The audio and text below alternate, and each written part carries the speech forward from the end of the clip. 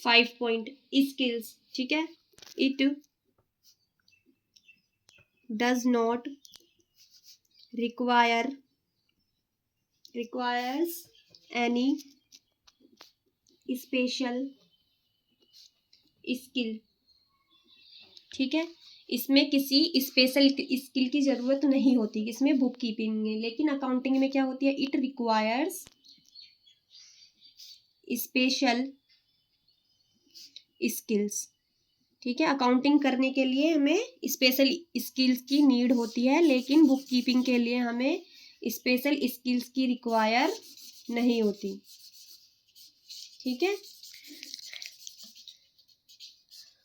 अब हम करेंगे, मैं कराऊंगी आपको accounting information. Point next, accounting information, RMATIONS। Accounting information कैसी होनी चाहिए, क्या होता है accounting information? Accounting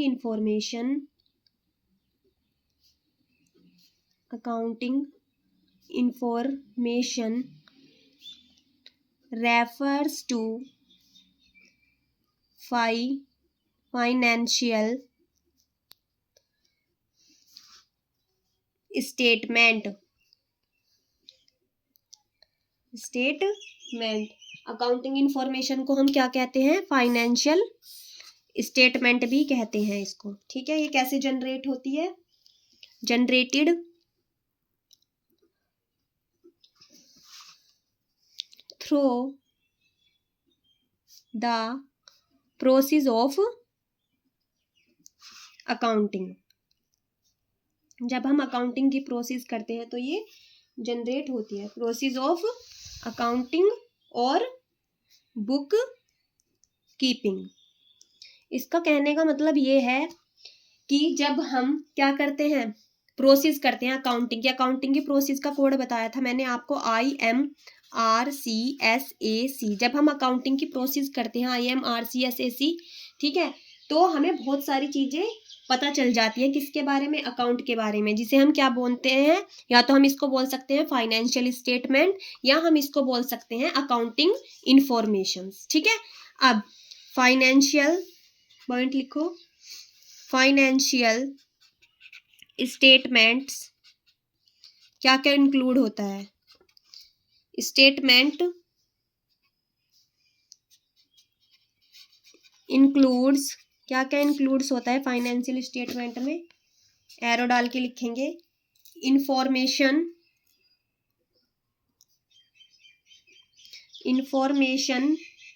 related to profit and loss, profit और लॉस से रिलेटेड इंफॉर्मेशन होती है। सेकंड एरो डाल के लिखेंगे, इंफॉर्मेशन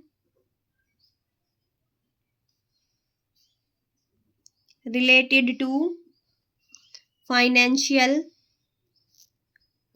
पोजीशन, ठीक है। इससे हमें क्या पता चल जाता है, फाइनेंशियल पोजीशन से रिलेटेड इंफॉर्मेशन मिलती है, ठीक है।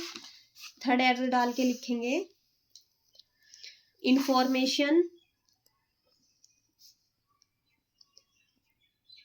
Related to cash flow. ये वाला चैप्टर इसके ऊपर ब्लॉग बना लेंगे, ये हमारा आएगा कैश फ्लो का 12th क्लास में, ठीक है, अभी नहीं आएगा ये। अब हम करेंगे बच्चों, ठीक है। अब अकाउंटिंग में कुछ क्वालिटी भी होती हैं, तो हेडिंग डालेंगे क्वालिटेटिव कैरेक्टरिस्टिक्स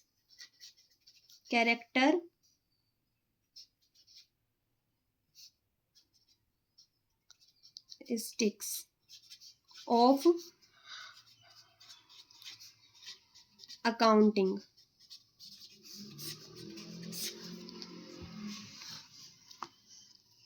ठीक है।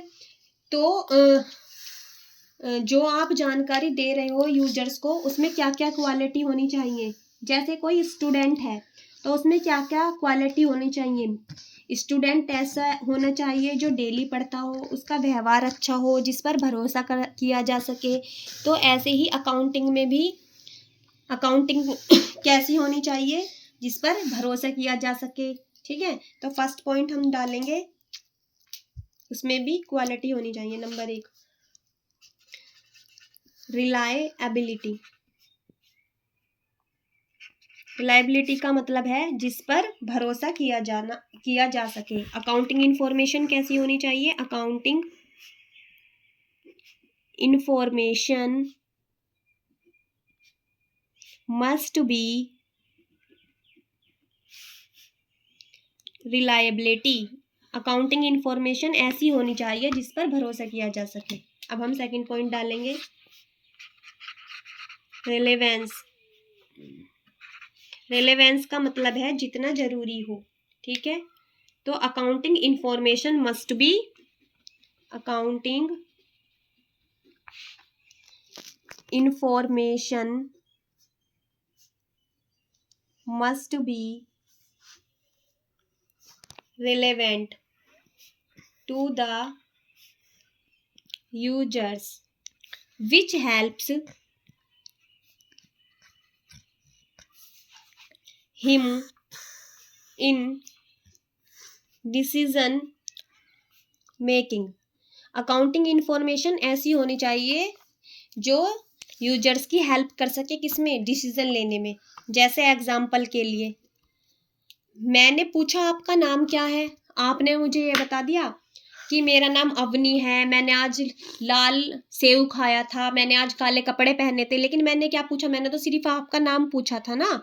तो अकाउंटिंग इंफॉर्मेशन ऐसी होनी चाहिए जितना जरूरी हो, मैंने जो पूछा है उतने ही होनी चाहिए, कि जिससे हमें डिसीजन लेने में जो मैंने पूछा है उसका मतलब सही जवाब मिलना चाहिए मुझे। जैसे मैंने पूछा था कि आज आपका नाम क्या है, तो आपने मुझे ये भी बता दिया कि मैंने एप्पल खाया था, मैंने शर्ट पहनी है, तो ये तो नहीं पूछा मैंने। तो मैं ये जस्ट एज ए एग्जाम्पल आपको बता रही हूँ। अकाउंटिंग इन्फॉर्मेशन ऐसी होनी चाहिए जो जितना हमारे लिए ज़रूरी हो और जिससे हम डिसीजन ले सकें अच्छे से। ठीक है, third point, understandability.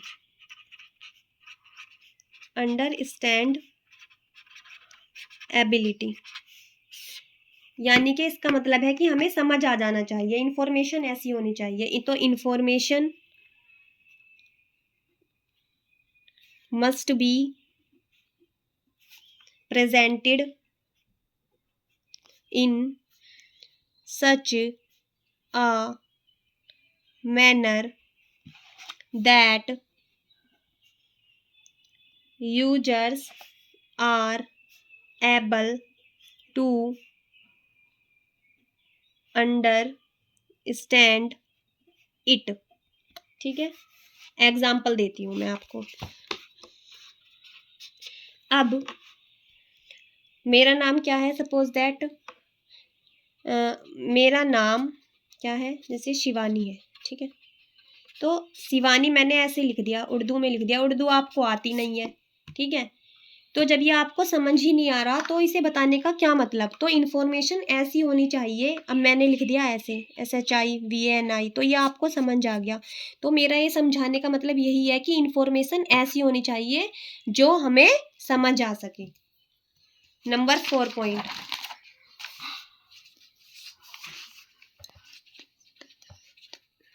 Compare ability. ठीक है, इट मीन्स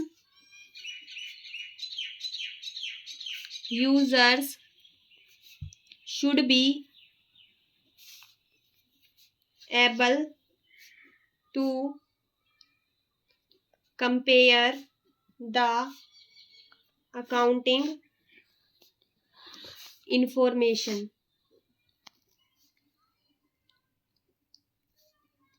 इंफॉर्मेशन ऐसी होनी चाहिए कि हम कंपेयर कर सके। कंपेयर कितने टाइप्स की होती है? कंपेयर भी हमारी 2 टाइप्स की होती है। एक तो होती है इंट्रा फिर्म कंपैरिजन और दूसरी होती है इंटर फिर्म कंपैरिजन। ठीक है। तो इंट्राफ्रीम कंपैरिजन क्या होती है? इंट्राफ्रीम कंपैरिजन ये होती है जब कंपनी खुद का कंपैरिजन खुद से ही करती है। सपोज दैट कंपनी ने बोला कि मैंने 2025 में 25 लाख का प्रॉफिट किया था और 26 में मैं 50 लाख का प्रॉफिट कमाऊंगी। तो ये तो कंपनी ने खुद का कंपैरिजन खुद से ही कर लिया, इसको बोलते हैं इंट्राफ्रीम कंपैरिजन। अब इंटरफ्रीम कंपैरिजन क्या होता है? जब कंपनी अपना कंपैरिजन, मतलब टाटा की कंपनी का जो प्रॉफिट हुआ वो हुआ 20 करोड़, ठीक है, एग्जाम्पल समझा रही हूं मैं, और ये इसका कंपेयर करने लगे रिलायंस कंपनी से। रिलायंस का हो गया 50 करोड़ का। तो टाटा की कंपनी बोल रही है कि मैं रिलायंस की कंपनी का लास्ट ईयर 2025 में प्रॉफिट 50 करोड़ था, मेरे से ज़्यादा था, तो मैं अब दिस ईयर रिलायंस की कंपनी से ज़्यादा प्रॉफिट कमाऊंगी। ठीक है, ये होता है। ठीक है, थैंक यू बच्चों। आज का वीडियो हम यही ख़त्म करते हैं। अगर आपको वीडियो अच्छा लगा हो तो प्लीज़ लाइक एंड सब्सक्राइब।